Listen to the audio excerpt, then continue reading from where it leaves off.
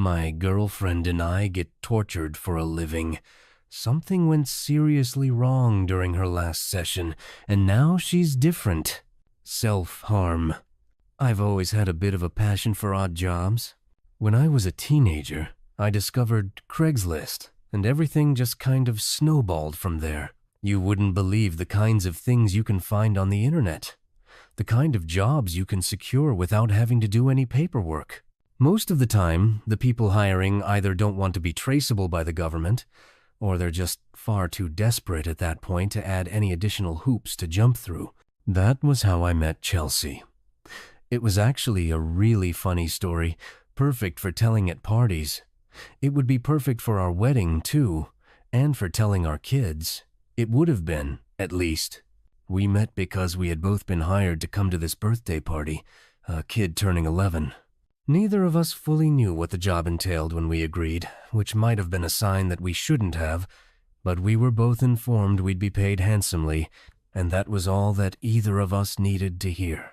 When we got there, Frank, a middle-aged guy with a salt and pepper beard who smelled strongly of patchouli and marinara sauce, informed us we were to get in a huge screaming match around the middle of the party. We were playing a couple from a few houses down who were really on the fritz, I guess. We weren't told why, just what to do. I'm still not sure why he wanted us to do that. I was hesitant. I wasn't much of an actor. But Chelsea, she threw herself into the role wholeheartedly.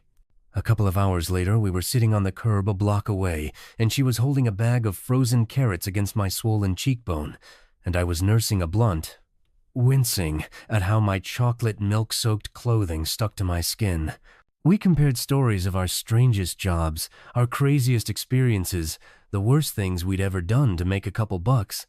We both agreed that anything below a felony was fair game, but we gravitated towards weird yet legal and harmless tasks. She had a passion for all of it that I'd never seen in anyone I'd ever met. She was really doing it for the experiences, not the money. She was a thrill seeker. I fell in love with her quickly, like getting hit over the head with a blunt object. It was aggressive and immediate. A couple of months later, we got a place together, and the rest was history. We fell into a nice domestic routine.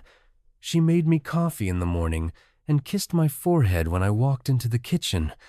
We took turns cooking dinner and doing the dishes, and we watched hours of reality television slop on our sofa that was just big enough for two. We talked about the future. We talked about a dog and 2 kids and a yard. It all just fell into place. Her friends liked me, and my friends liked her, and our families were the same. My mother became a little too obsessed with having a grandchild, and I had to beg her to stop asking Chelsea about her cycle. But none of them knew about our secret life, the jobs we did together when everyone went home. It was just for us, and it was exciting, this secret hobby that we shared. The first call from OEM came on a quiet Friday. Chelsea was at her job as a barista, and I was at home getting some cleaning done before having lunch with my parents, like an old person. I was used to getting calls that didn't have identification, considering all my side jobs, so I didn't bat an eye at the no-caller ID on my screen. What was different, however, was the automated message that played as soon as I picked up the call. This call may be recorded for quality assurance and training purposes. Please state your first and last name and your date of birth. I frowned, tossing the rag I'd been cleaning the stove with onto the kitchen counter. Julian Rains, May 14th, 1999. There was a silence, and then a beep. Then a man spoke, non-automated this time. Hello, Mr. Rains. I've been informed you might be looking for a job. When Chelsea got home, I was waiting for her on the couch. She came up behind me, cupped my face in her hands, and kissed the top of my head. Hey, babe, I said, trying to keep the excitement out of my voice. How was work? Exhausting. She slumped over the back of the couch, smushing the cushions. But I got this crazy voicemail. The facility was in what looked from the outside, like a dilapidated warehouse. The man who picked us up in a long black car was very quiet, answering our questions in single-word responses and keeping his eyes on the road. Chelsea and I kept giving each other small glances and squeezing each other's hands the entire way there. A man greeted us at the car door, opening it for us with a smile.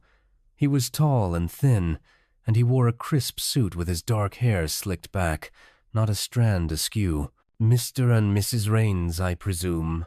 Chelsea looked down shyly. I was surprised. She was never shy. But this situation definitely felt more professional than what we were used to. "We aren't married." Oh, I'm sorry." The man tapped his forehead with the palm of his hand good-naturedly. "I'm so sorry, Miss Sutherland." "Miss Sutherland, of course." He reached out to shake her hand, and then mine, eager. "My name is Malcolm Kessler. You can just call me Kessler. Would you like to know what you're doing here?" We let Kessler lead us into the building. On the inside, it looked far less run down. We were greeted with long white hallways and bustling professionals, holding coffees and clipboards, wearing matching white lab coats. "Is this like a hospital?" Chelsea asked, gazing around in awe.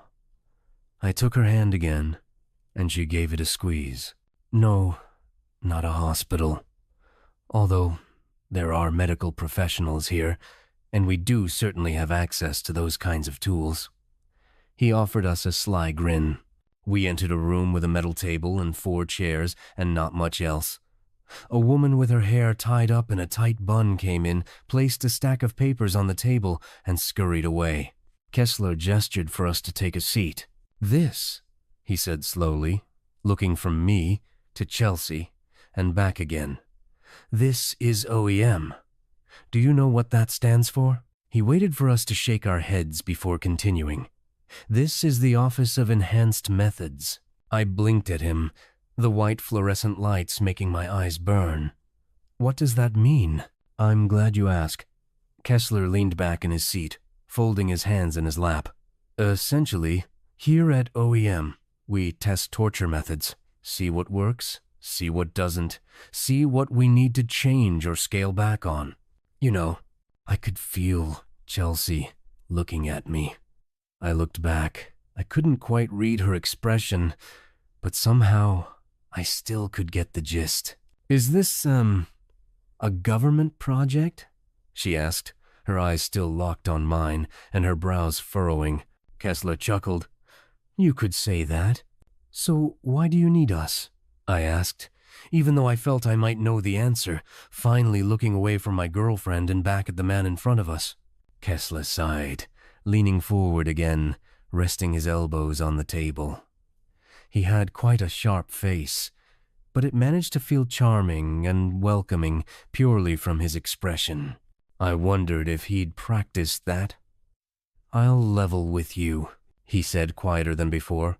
"We need volunteers, but finding volunteers for something like this is difficult. That's why now we're looking for people like you, people who are interested in doing odd jobs like this one, and we're offering a large amount of compensation." I pressed my lips together, searching his face for any sign of deception or exaggeration. I found none. I glanced back at Chelsea, who was looking at the stack of paperwork. "How much compensation?" I asked finally, when it became clear that no one else was going to say it. I expected Kessler to laugh. He didn't. "Are you two looking to get married?" I felt the room heat up.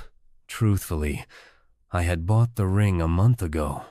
I was just waiting for the right time, and a time when we could properly plan for a wedding without the stress of becoming bankrupt for it.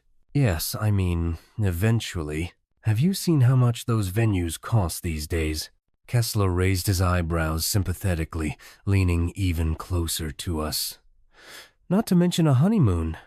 Are you looking to have kids, start a family, send those kids to college, grow old and retire?" The man actually reached out, actually took my hand in one of his and Chelsea's in his other. I felt like the air in the room was being sucked out of it. "I'm going to be honest with you two. I am not going to mince words. It's tough out there right now. I could make it so you never have to worry about money again." He left us in the room to let us talk alone, and I could have sworn I heard the lock click behind him. But to be fair, I was feeling pretty jumpy by that point. Chelsea and I sat for a moment in silence. "This is a lot," she muttered, running her fingers through her hair. "This place is crazy." I reached over to flip through the paperwork, chewing on my bottom lip. I saw words like non-disclosure agreement, liability, medical care. I put the paperwork back down and took her hand again. "It's a lot of money." He seemed serious. "Would we be considered, like, war criminals if we took part in this?" She laughed, but I could tell she was anxious. I shrugged slowly. She rubbed at her face with her free hand, a nervous habit of hers. I reached over and tucked some hair behind her ear, smiling. She smiled back apprehensively. There was something neither of us were saying, something neither of us wanted to point out. How bad was the job to offer that amount of compensation? Still, there was a buzz between us. This was what we did. We signed up for strange things for the experiences. Chelsea lived for things like this. I think I knew the second we got there that she would end up wanting